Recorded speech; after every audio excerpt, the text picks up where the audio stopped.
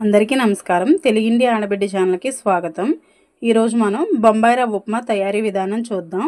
ముందుగా స్టవ్ వెలిగించుకుని ఒక కళాయి పెట్టుకుని ఒక 2 గరిటెల ఆయిల్ పోసుకుని ఇలాగా ఏడుశనగలు వేయించుకోవాలి. ఒక 2 నిమిషాలు ఏడుశనగలు వేయించుకుందాం. ఏడుశనగలు వేగిపోయినాయి కదా, ఇప్పుడు వీటిని తీసేసుకుందాము. ఇప్పుడు తాలింపు దినుసులు వేసుకుందాం. 1 స్పూన్ జీలకర్ర, కొద్దిగా మెంతులు, ఇంగువ, సన్నగా కట్ చేసిన అల్లం ముక్కలు, ఇది కొంచెం ఫ్రై అవనిద్దాం. కొద్దిగా కరివేపాకు, ఒక 3 పచ్చిమిరకాయలు ఇలా సన్నగా కట్ చేసుకోవాలి. అవి కూడా వేసేసుకున్నాం కదా, ఫ్రై చేసుకుందాం. కాస్త పచ్చిమిర్చి వేగేంత వరకు ఫ్రై చేసుకుందాం. ఒక ఉల్లిపాయ ఇలా సన్నగా కట్ చేసుకున్న ముక్కలు కూడా వేసేసుకుందాం. ఇది మొత్తం ఒకసారి కలిపేసుకుందాం. ఉల్లిపాయ ఫ్రై అయ్యేంత వరకు ఒక 2 నిమిషాలు ఫ్రై చేసుకుందాం. ఒక 2 టమాటాలు ఇలా సన్నగా కట్ చేసుకున్న ముక్కలు కూడా వేసేసుకుందాం. ఇది మొత్తం కలిపేసుకుందాం.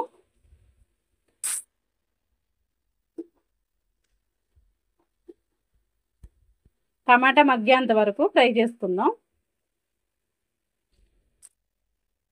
టమాటా మగ్గింది కదా, కొద్దిగా పసుపు వేసుకుందాం. ఇలా కలిపేసుకుందాం. కొద్దిగా సాల్ట్, ఇది మొత్తం ఒకసారి కలిపేసుకుందాం. 1 కప్పు రవ్వకి 2 కప్పులు వాటర్ పోసుకుందాం.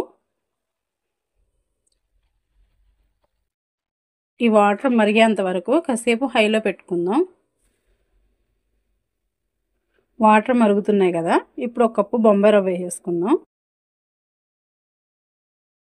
కలిపేసుకుందాం. ఉండలుగా లేకుండా మొత్తం కలుపుకోవాలి. మొత్తం కలిపేసుకున్నాం కదా, ఇందాక వేయించి పెట్టుకున్న ఏడుశనగ గుళ్ళు కూడా వేసుకుందాం. కొద్దిగా నెయ్యి వేసుకుందాం. ఇది మొత్తం ఒకసారి కలిపేసుకుందాం.